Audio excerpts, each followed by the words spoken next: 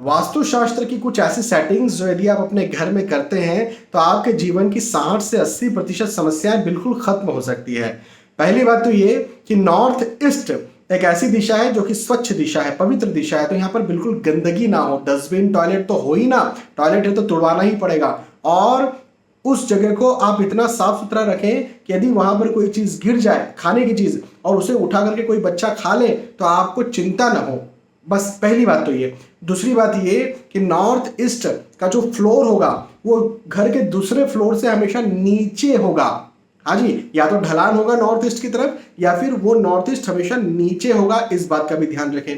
तीसरी बात, north east हमेशा हल्का होना चाहिए, बिल्कुल हल्का। वहां पर भार बिल्कुल नहीं होना चाहिए। बहुत सारे लोग ऐसे मूर्ख लोग हैं जो वास्तु को बिल्कुल गहराई से नहीं समझते और कहते हैं नॉर्थ ईस्ट में मंदिर होना चाहिए। कई सारे लोगों के नॉर्थ ईस्ट में मंदिर बनाए और वो तबाह हो गए हैं।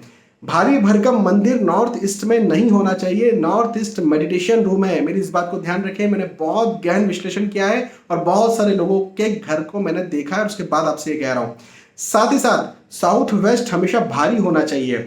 कई लोगों के घर में जब साउथ वेस्ट हल्का होता है और कोई घर का सामान वहां रखने का नहीं होता ना, मैं क्या करता हूँ, टाइल्स या फिर ईंटें रखवा देता हूं वहां पर कि भार कम से कम वहां पर आप रखिए। और जो फ्लोर की बात मैंने की थी अभी, नॉर्थ ईस्ट का नीचे होना चाहिए मैंने कहा था, ऐसे साउथ वेस्ट का फ्लोर हमेशा ऊंचा होना चाहिए। साथ ही साथ जब अपनी छत पर आप जाते हैं, यदि फ्लैट में रहते तो कोई बात नहीं, जमीन के घर में रहते हैं तो छत पर जाएं, तो छत पर आप चारों दिशाओं में अपनी नजर घुमाएं।